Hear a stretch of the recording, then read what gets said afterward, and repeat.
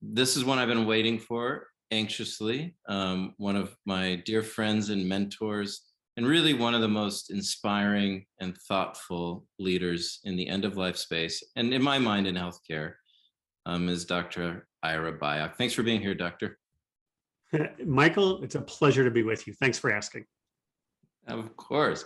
So for those, I'm sure just about everybody on this call knows Ira's work. For those of you who are new to it, he is the founder of the Institute for Human Caring at Providence, one of the largest healthcare systems in the country, has written extraordinary books about end of life and about wellness at end of life and what matters most. And we're going to talk about some of those things today.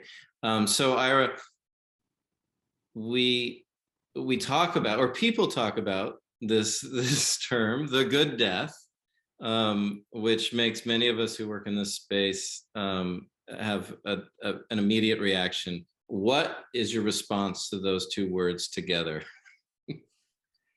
You know, I thought for a long time that the culture reflected by our language tends to commodify, well, everything, but end of life experience.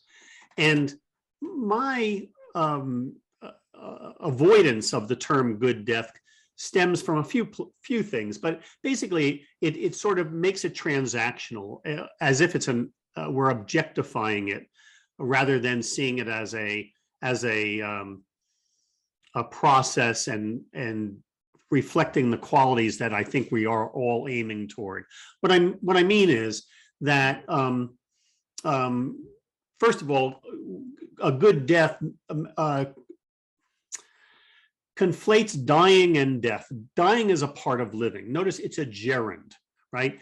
Death is a noun, and that's part of the commodification. I want that thing, right?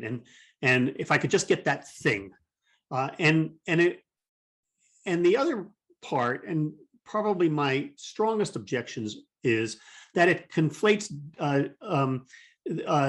dying, this process and part of living, with death, which is beyond life. It's a lifeless state. And I don't know anything about death. I have frankly yet to meet somebody who convinced me that they knew anything at all about death. I know a bit about dying because for years, like so many people joining us today, I've hung out with people who are seriously ill and dying. I am regularly in contact with people who are seriously ill and dying, even though I'm not actively seeing patients. Right now, I have 3 or 4 people, friends and colleagues who are dealing with serious illness, and we're in discussions about what better care and a better quality of life and a healthy ending would look like for them. Okay. I'm interested, I come at all of this sort of through the lens of a family doc. As you may remember, I was initially trained to be a rural family practitioner, and I kind of approach care that I was providing to people and their families in sort of this life cycle and family cycle conceptual framework. And frankly, I approach my own life in that regard, right? I am the son of Ruthie and Seymour Byock. I am the grandchild of my maternal and paternal grandparents. And beyond that, I'm a Jewish guy. 10,000 ancestors dream of me, right?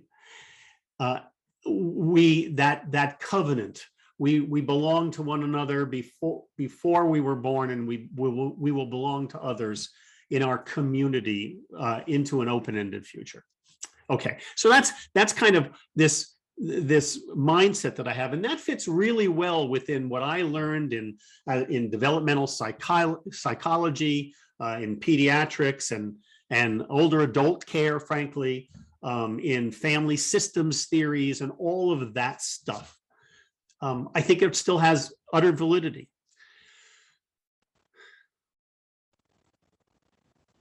When I was in clinical practice early on, when still an intern and resident, I noticed that dying people were being cared for in a transactional manner. You treat their pain. If you're lucky, you get to deal with their bowels.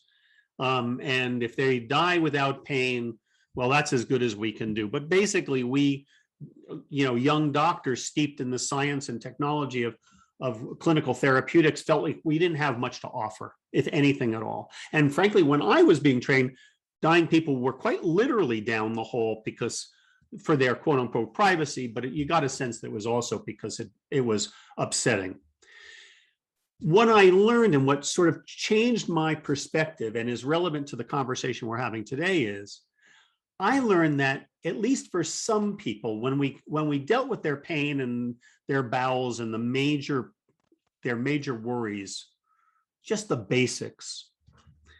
Occasionally I would meet somebody who, if I said, Mr. Rodriguez, how are you doing today? Would look me straight in the face and say something along the lines of, I'm well, doctor. How are you? So, at first I didn't know what to think. And I thought, well, it's the morphine, he's a little intoxicated and high, or it's the steroids. I use a lot of steroids, prednisone and decadron and stuff. And that gives you some people euphoria. And so maybe it's the steroids. But I heard that just often enough, not every day, certainly, but just occasionally I'd ask somebody how they were and they'd evince some sense of well-being that I had to confront my own ideas about human well-being, human development, and what growth looked like through this stage of human life. Like if I step back and I refuse to pathologize serious illness and dying, then is there human potential that exists even through this waning phase of life? What my clinical experience, my personal experience, and what research I've done has affirmed is that the capacity for human well-being, for human growth and development, and a sense of well-being persists through the very, very end of life. Not for everyone, but that potential is within the human endowment. And so as clinicians, as a doctor, that's where I aim. Can I foster, not just alleviate, prevent and alleviate suffering, but can I also foster human development, allow people to grow individually and together through the end of life? Whew. So, as you know, I use the phrase dying well, where well is not just, well, you did it right. That's fine. But where it's an adjective defining the person who is dying. Can a person die well with a sense of well-being as they leave this life? Yeah, no, and that's such a powerful distinction. And for really to take away death as this object and dying as this process that we can have agency in is extraordinarily helpful. Now, so we're in the era of well-being and self-care, and what comes to mind might look like yoga and applying a face mask or a spa day. But I suspect well-being has some different pragmatic mandates or opportunities when it comes to dying. So speaking to a caregiver, there are caregivers on the call. We also have professionals on the calls like death doulas and hospice workers. What are some of the ways, from just a basic caregiver and some of the ways as a professional, we can maximize the potential of well-being up until the end? Thanks. There's a lot we can do. First, acknowledge that this capacity exists and aim for it. Don't aim just to alleviate suffering, right? That collectively constricts that human potential, which I think we've done. And maybe we'll come back to this because I think we're going to talk about what's stopping us or what's standing in our way.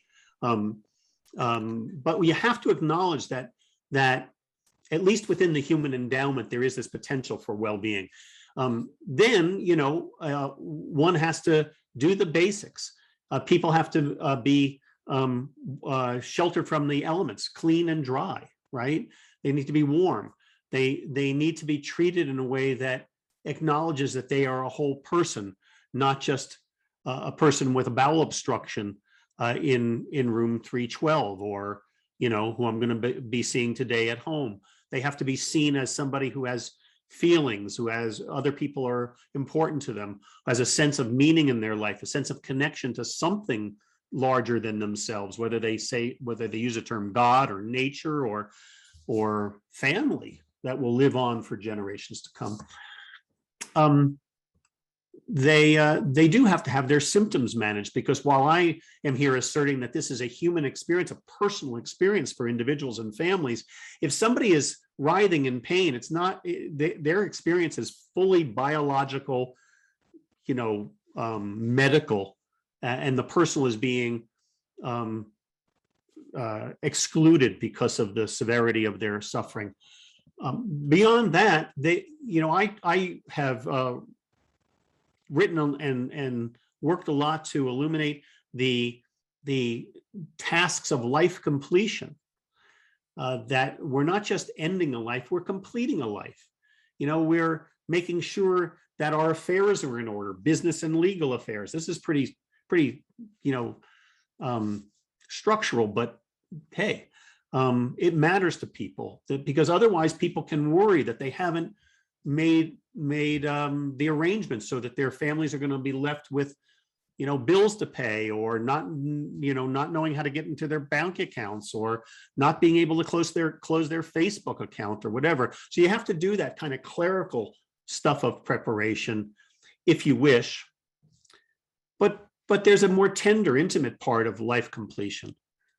It's making sure that there's nothing critically important left unsaid between you and people you love. I've written a lot about saying the four things: the please forgive me, I forgive you, thank you, and I love you. It's pretty standard, and it's as close to a one size fits all as I can think of in healthcare, because we matter to one another, and no relationship is perfect, right?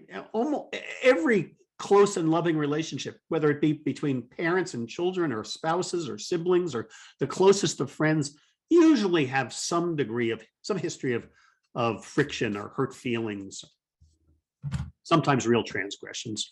So please forgive me, I forgive you, thank you, and I love you is stating the obvious. But I know that helps people feel like their relationship is complete,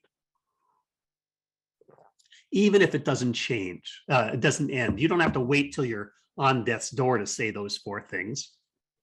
You can keep your relationship complete, like a circle is complete if it's unbroken, right? Refresh it. And I can tell you that I've done this exercise with, my own family, with my kids and my spouse. My sister did it with my mom, thankfully, before she died suddenly. When a relationship is complete, it's just a little lighter, right? If people know that you screwed up in the past, and you really are regretful, and you have asked for their forgiveness, and if they've given you their forgiveness, something just intimate and honest happened between you that builds relationship. I'm a guy who has to apologize occasionally because I continue to screw up in relationships. I mean, not always, and it certainly made me more sensitive, but it's not a one and done necessarily. So there's that. There's also telling your story, telling stories of your early years, to doing one of those family heritage workbook things.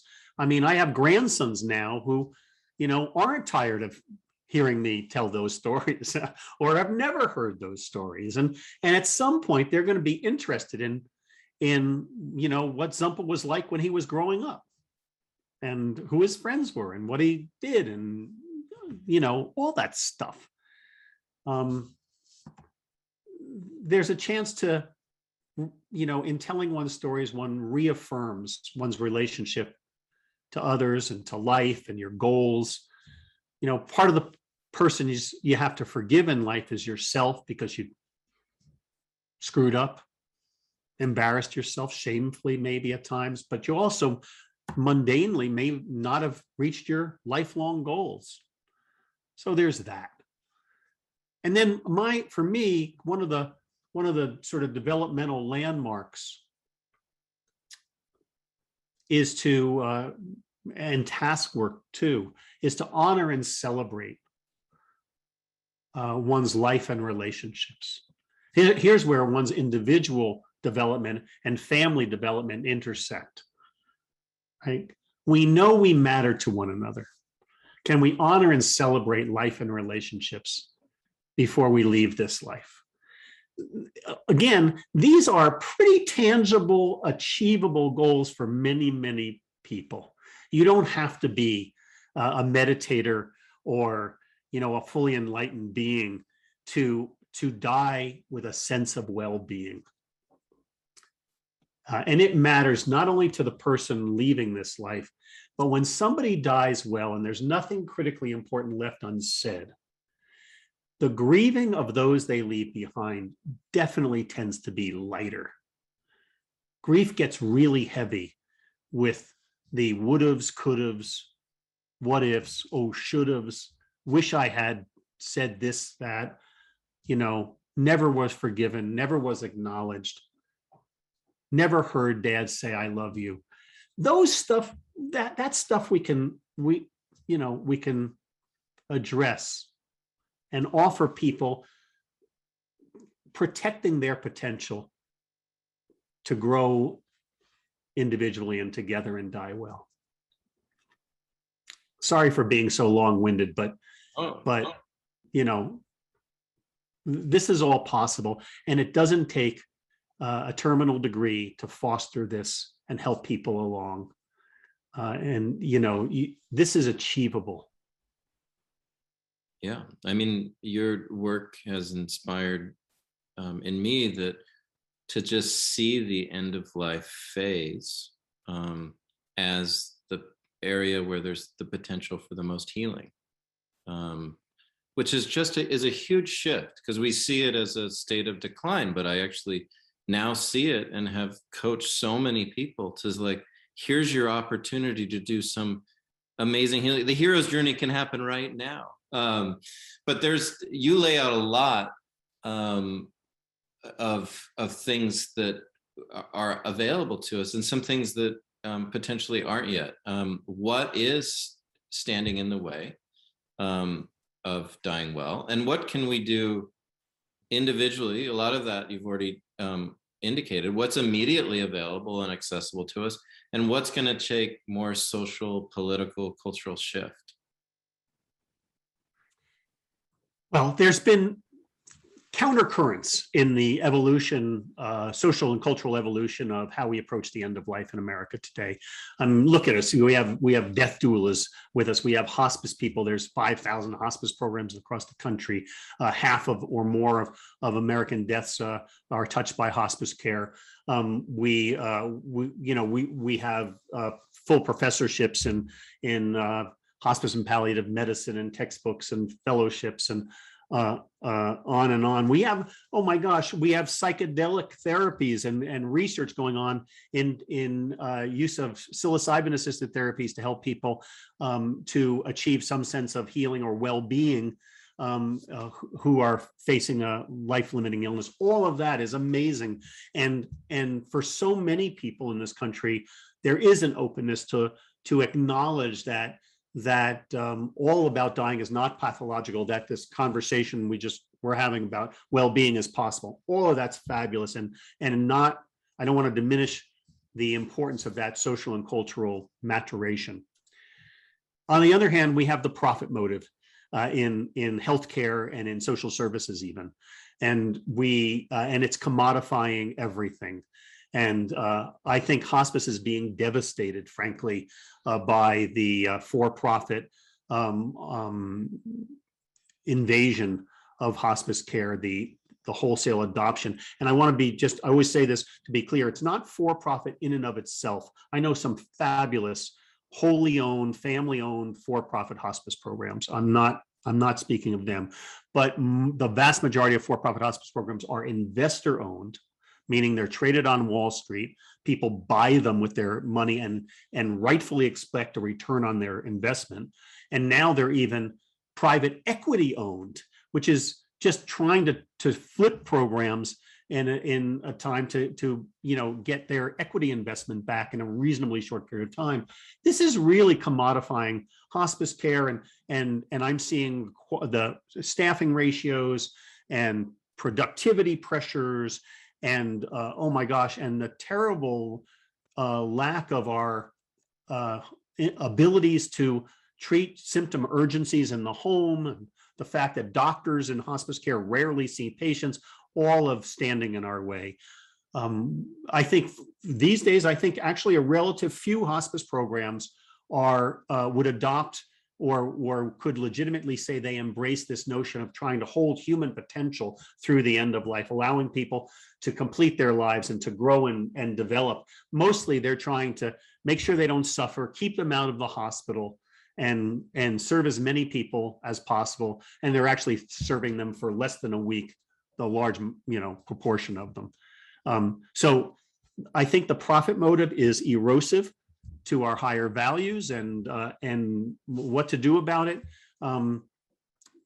First, don't lose your outrage. What's happening now, what's happening in the time in which we're living, this era we're living through, is a capacity, the potential of reclaiming the end of life as part of our human endowment, of our ability to be well and to live fully as individuals and families and in communities. That human potential is our endowment, whether you say it's God-given or we're just, nature has offered us as human beings this ability. And it can be squandered. I mean, there is great pressure, usually backed by the profit motive, to see us all as just entities to be we're just Medicare customers to be served, rather than human beings to be served in their fullness, whole persons. Yeah. So if somebody wanted to focus energy and attention and resources directly at what you're talking about, what are some of the activities you would suggest? Well, in your own practices or in your own families or social networks, aim higher than just relief of comfort, relief of stress and distress. Aim for life completion and a sense of well-being. I've written a lot about sort of task work and what you can do for people, but I think we have to these days advocate for people. Make sure that that your needs are being met. Make sure if you've got a bad diagnosis, or a family or friend has gotten a bad diagnosis, get a second opinion, get a third opinion. Go travel if you have the capacity and need to see multiple treatment specialists. But at some point, make sure that one of those opinions is with a hospice or, a palliative care team that might see and serve you concurrent with whatever it is, your heart treatments or your cancer treatments or whatever. Secondly, make sure that your affairs are in order to the extent that you're empowering those who love you to speak for you if you were unable to speak for yourself. And third, think about, what would be left undone if the person you love, or if it's yourself, you were to die suddenly. What would be left unsaid? What would be left undone? Get that stuff done now. You don't have to wait till the disease progresses. Get it done and allow yourself the chance to feel a little lighter, because at least the things that would worry you have been completed. Yeah.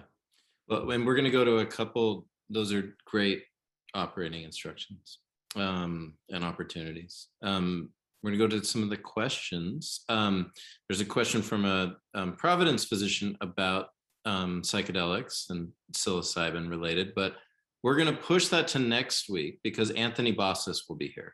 I would just say, I just say, stay tuned because we're working through this in Providence. It's been slowed by the pandemic and other priorities, but there's substantial interest and we're working on it. Great. And that's to bring psychedelic medicine into to research. We'd like to open ourselves to research. There's a lot to work through, but there's not resistance really. There's real interest and we want to do it carefully. Great. We'll go to this question from Judy Flickinger. She says, in my 38 years of hospice work, physicians are still not referring patients early enough. Is there, thoughts on that? Is there work that can be done? Sure. Well, there's a lot of work has to be done on both sides, but I think right now that hospice is not an attractive referral. That if we in hospice care haven't fixed the hospice Medicare benefit, which is still an either or benefit. You can either get treatments for your disease, let's say it's cancer or end stage heart failure, that may help you live longer and might also make you more comfortable. Or if you're ready to give up your treatments, you can go to hospice care. That's a terrible choice, and it's very, very difficult to know when to counsel people to make that choice. What we should have been doing for a long time is looking at concurrent care, where you get your hospice care for your comfort, your quality of life, your family support, and you can still pursue disease treatments to the extent that they might be of benefit to you. But once you know that hospice team that was treating you concurrently, it makes it a lot easier to move from one path to another organically rather than that abrupt choice. That it's a difficult choice. Yes, doctors are still resistant to referring, but we in hospice care haven't made it easier. We've made it, if anything, harder. Yeah. All right. Well, I think hopefully you fired up a lot of people to do some life completion, to think about how they can be an active agent in dying well, and then also to completely transform our healthcare system. It's still possible. That's the thing. I'm still in this. I'm working with the Institute for Human Caring at Providence. I invite people to Google us, the Institute, and I have my own website with articles and all that. But I'm still in this because it's still possible to actually transform healthcare. On November 1st, we're doing a conference. The Institute's holding an online conference, and it's cheap and will wow you. And it's about the personalizing care in a transactional world. We're talking about authentic, not BS, authentic healthcare transformation. Yeah. And for those of you interested in that conference, check out EOL. EOL will be sharing about it on our social channels, as well as you can find it at the Institute for Human Caring. And we're at time, and I would love to talk to you all day, but you're a very busy man.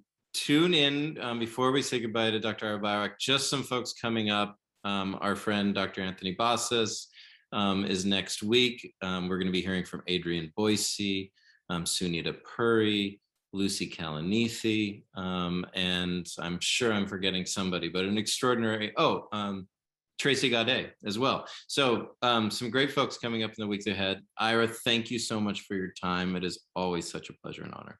Such a pleasure to talk with you. Thank you for having me. Bye, everybody.